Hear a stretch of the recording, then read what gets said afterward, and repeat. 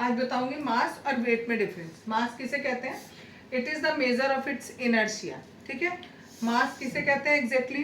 किसी भी ऑब्जेक्ट का जितना भी इनर्शिया होता है उसे ही हम एक तरीके से मास बोलते हैं। ग्रेटर द मास, जितना ज्यादा मास होगा ग्रेटर इट्स इनर्शिया, उसका इनर्शिया उतना ही ज्यादा होगा।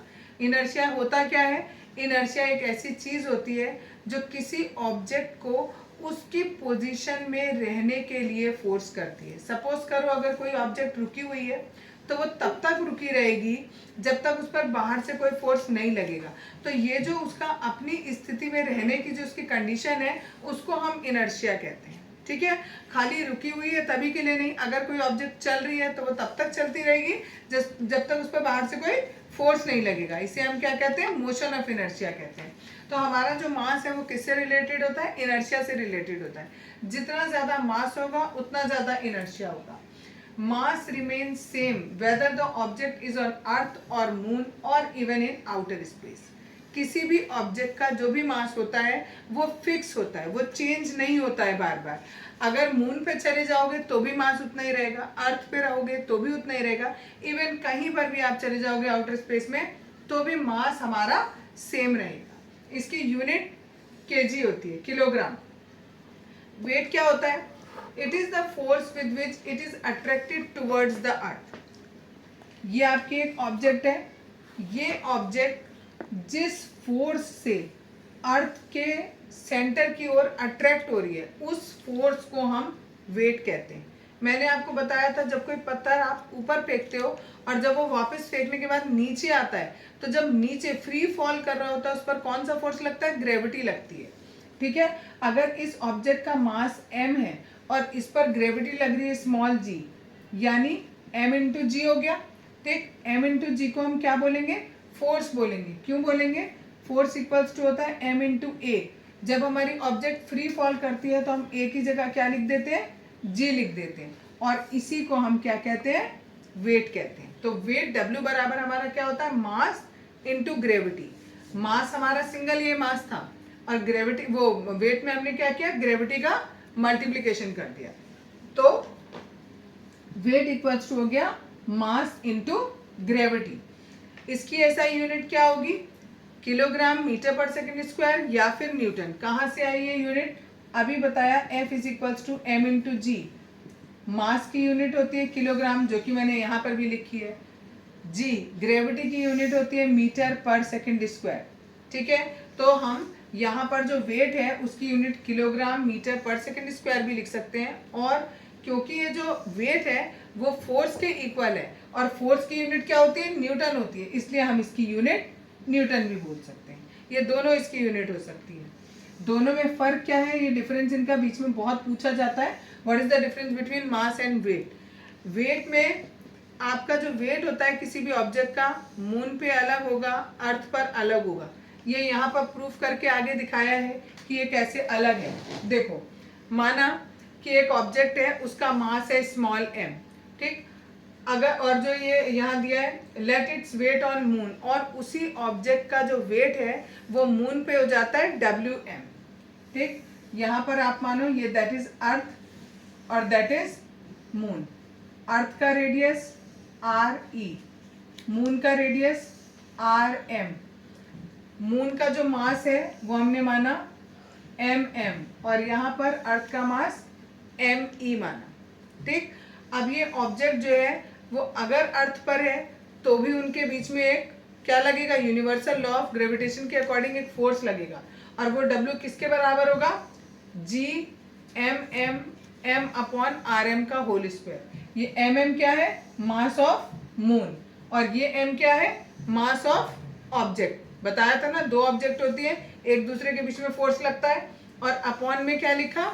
डिस्टेंस जितना है। डिस्टेंस किसके बराबर होगा? जब मून पे है तो मून के रेडियस के बराबर होगा। और अगर हम यही चीज अर्थ पे मान ले तो यहाँ पर g की जगह तो g, क्योंकि g फिक्स होता है।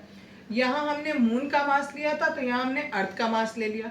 ऑब्जेक्ट का मास दोनों जगह सेम रहेगा, क्योंकि अभी बताया था ऑब्जेक्ट का मास चेंज नहीं होता है। ऑब्जेक्ट का मास मून पे लोगे तो भी m, और अर्थ पे लोगे तो भी m, और यहाँ पर डिस्टेंस कितना हो जाएगा, रेडियस ऑफ अर्थ के बराबर हो जाएगा। इन दोनों को अगर हम डिवाइड करते हैं तो एक कैपिटल जी से कैपिटल जी हमारा कैंसिल हो जाएगा, स्मॉल एम से स्मॉल एम कैंसिल हो जाएगा, ठीक। यहाँ ऊपर बचा कैपिटल एम और स्मॉल एम यहाँ पर, ठीक, और नीचे से एम ई बचा। ये वाला जो नीचे है ये ऊपर चला जाएगा और ये वाला नीचे आ जाएगा। इन सब की वैल्यू फिक्स होती है, ठीक है। मास ऑफ मून की वैल्यू फिक्स है, मास ऑफ अर्थ की वैल्यू फिक्स है, रेडियस ऑफ अर्थ और रेडियस ऑफ मून सब फिक्स है, ठीक है। सबकी वैल्यू आपको याद रखनी पड़ेगी। जब वो वैल्यू हम यहाँ पर रखेंगे और सॉल्व करेंगे तो हमारी ये वैल्यू आएगी। इसमें से ये और ये आपस में कैंसिल आउट हो जाएगा। इसको सॉल्व करोगे तो 1/6 के बराबर आएगा। अब हम इस WE को क्रॉस मल्टीप्लाई करके ऊपर ले गए तो WM is equal to 1/6 WE आया। इसका मतलब क्या हुआ, ऑब्जेक्ट का मास मून पर अर्थ पर जितना उसका मास है उसका 1/6 होता है। क्लियर? देखो अभी एक बार दोबारा से समझाती हूँ। W ऑफ M, अभी मैंने बोला फोर्स बराबर किसके होता है, वेट के होता है। तो मैंने अब यहाँ पर फोर्स की जगह वेट लिखा है, ठीक। हमने ये पढ़ा था universal law of gravitation, G capital M small m upon r² या d², कुछ भी लिख सकते हैं, ठीक। यहाँ क्या था, ये कैपिटल M एक ऑब्जेक्ट थी, स्मॉल m दूसरी ऑब्जेक्ट थी, इन दोनों के बीच का डिस्टेंस d था और इन दोनों के बीच में जो फोर्स लग रहा था वो G capital M small m upon d² के बराबर था। ये कैपिटल M और ये स्मॉल m, ठीक। अब मैंने क्या केस माना है कि WM लिख रही हूँ, यानी वेट ऑन मून बताने जा रही हूँ। तो अब ये जो मेरा बड़ा वाला है इसको हमने क्या माना, मून है। ये मून है तो स्पेसिफाई करने के लिए मैंने कैपिटल M और नीचे स्मॉल m लिख दिया, ठीक है, यानी मास ऑफ मून। अब ये जो स्मॉल m है ये ऑब्जेक्ट थी, इसका मास मैंने इतना ही रखा। इसका जो डिस्टेंस है वो मैं मून के रेडियस के बराबर मानूंगी। क्यों मानूंगी, क्योंकि देखो मून का रेडियस यहाँ से लेकर यहाँ तक होता है, ठीक, और ये जो ऑब्जेक्ट है ये बहुत थोड़ी दूर है इससे, तो ये जो इतना डिस्टेंस है ये इस डिस्टेंस के कंपैरिजन में बहुत बहुत बहुत छोटा है। तो इसलिए हम इसको नियर अबाउट क्या मान लेते हैं, अर्थ मून के रेडियस के बराबर मान लेते हैं, ठीक है। इसीलिए ये डिस्टेंस को मैं क्या मानूंगी, RM मानूंगी। सिमिलरली अगर यही ऑब्जेक्ट हमारी अर्थ पर है तो यहाँ पर मैंने लिखा मास ऑफ अर्थ, यहाँ पर ये ऑब्जेक्ट का मास हो गया। दोनों के बीच का डिस्टेंस मैं क्या लूंगी, RE। फिर से वही बात, रेडियस है हमारा इतना और ये वाला distance in comparison to this बहुत बहुत बहुत छोटा होगा। आप कहोगे देखने में तो ये बड़ा लग रहा है, इससे आपने बनाया है ऐसे, ठीक है, लेकिन सोचो अर्थ है यहाँ पर और यहाँ कोई ऑब्जेक्ट है, अर्थ कितनी बड़ी होती है, ठीक है। अगर हमारे हिसाब से अगर मैं इतनी बड़ी अर्थ बना रही हूँ तो ये जो ऑब्जेक्ट है ये ऐसे डॉट के बराबर भी नहीं है, ठीक है। तो वो कंपैरिजन करके देखो, उस कंपैरिजन में ये वाला जो डिस्टेंस है वो ना के बराबर होगा, इसलिए इन दोनों के बीच का डिस्टेंस में RE मान लेती हूँ, ठीक। अब इस पर जो फॉर्मूला लगेगा जो इस वाले में लगा उसमें मैं लगाऊंगी capital G M capital M into small m upon RM का होल स्क्वायर। सिमिलरली जब मैं अर्थ के लिए लगाऊंगी capital G M small m M नहीं sorry E into M upon RE का होल स्क्वायर। अब मेरे को क्या करना है, दोनों को डिवाइड करना है। जब मैं दोनों को डिवाइड करूंगी तो देखो यहाँ पर WM अपॉन WE आया, यहाँ पर G capital M M RM का स्क्वायर, डिवाइड का साइन है GME M अपॉन RE का स्क्वायर, ये लिखा हुआ है। डिवाइड के साइन को जब मैं मल्टीप्लाई के साइन में चेंज करूंगी तो रेसिप्रोकल हो जाएगा, ये ऊपर चला जाएगा और ये पूरा नीचे आ जाएगा। तो मैंने इसको मल्टीप्लाई के साइन में चेंज किया और मैंने लिख दिया ये। अब देखो ये G से G कैंसिल हो गया, ये M से M कैंसिल हो गया, मेरा केवल कितना आ गया, दिस वन,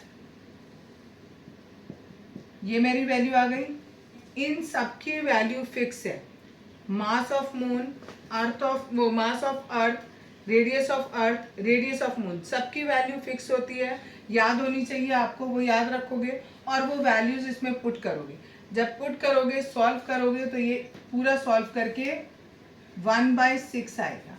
अब इस WE को मैं क्रॉस मल्टीप्लाई करके यहाँ ले गई तो 1/6 इंटू WE हो गया, यानी अर्थ पर किसी ऑब्जेक्ट का जितना भी वेट था उसका 1/6 कर दूंगी तो मून पे उसका वेट आ जाएगा। एक क्वेश्चन पूछा जाता है कि एक इंसान है, उस इंसान का अर्थ पर उन इंसान का वेट है 60 kg, तो बताओ मून पे कितना होगा। तो हम निकालेंगे WM is equal to 1/6 into WE, और अर्थ पर कितना वेट है 60, तो ये कैंसिल 10, यानी मून पे जाकर उसका वेट केवल 10 kg हो जाएगा।